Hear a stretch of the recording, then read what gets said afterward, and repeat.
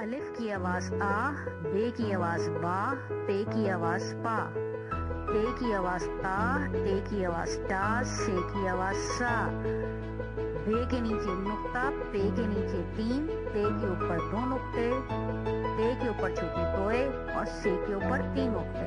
یہ تھا بے کا خاندان۔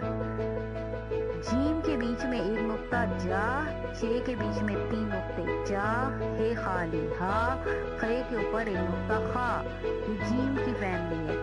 اب دال کے اس کو سمجھتے ہیں۔ دال کی آواز دا، ڈال کے اوپر چھوٹی توئے ڈا، زال کے اوپر 1 نقطہ زا۔ اب رے، رے را، رے کے اوپر چھوٹی توئے را، زے کے اوپر 1 نقطہ زا، یہ کے اوپر 3 نقطے۔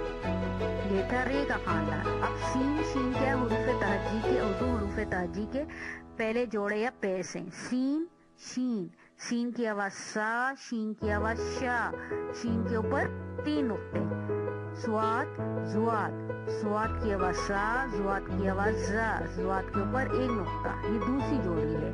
این کی آواز آ، غین کی آواز غا، یہ تیسری جوڑی ہے۔ اب آپ نے نوٹ کیا ہوگا اس الف کے اوپر ایک چھوٹی سی تتلی بنی ہے، جو کہ اس بات کا اظہار کریے کہ یہ اردو کے مسودہ ہے، یعنی کہ ووول ہے۔ اس کے بارے میں ہم آپ کو تفصیل سے لیسن اگلی بار دیں گے۔ انشاءاللہ آگے ہم لیسنز میں آپ کو اچھی طریقے سے سمجھائیں گے کہ اردو کے ووولز کون کون سے ہیں اور ان کی کیا کیا آوازیں ہیں اور اردو میں ان کا کیا کام ہے۔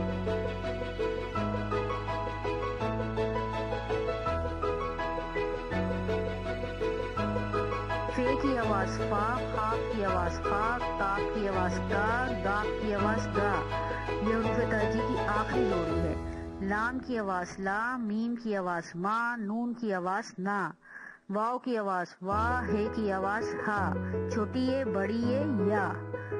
فے، خاف، لام، میم، نون، واو، ہے، چھوٹی ہے بڑی ہے، یہ کیا انفرادی حروف ہیں، انڈیویژنل حروف ہیں، نہ ان کی کوئی فیملی ہے نہ ان کا کوئی دوست ہے، جبکہ کاف اور گاف حروف تہجی کی آخری جوڑی ہے۔ اب یہ جو تتلی ہم دیکھ رہے ہیں واو کے ساتھ، اس سے پہلے ہم نے الف کے ساتھ دیکھی ہے، وہ اردو کا واولز تھا جیسے میں نے بتایا ہے۔ اسی طریقے سے اس کو نمایاں کرنے کے لیے ایک تتلی بنائی گئی ہے۔ واو بھی اردو کا مسودہ ہے، یعنی واول ہے، چھوٹی ہے بڑی ہے، یہ بھی مسودے ہیں۔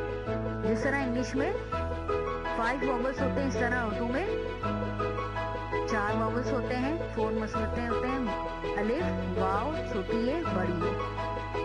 ان کی نہ صرف آواز تبدیل ہو جاتی ہے بلکہ یہ الفاظ سازی میں اہم کردار ادا کرتے ہیں۔ ان کے بارے میں ہم آپ کو الگ سے پورا لیسن دیں گے تاکہ آپ کو اچھی طریقے سے ان کی آواز سمجھ میں آ جائے اور حروف تہجی میں ان کا کیا کردار ہے اور الفاظ سازی میں کس طریقے سے مددگار ثابت ہوتے ہیں، ان کو سمجھنے میں آپ کو آسانی ہوگی۔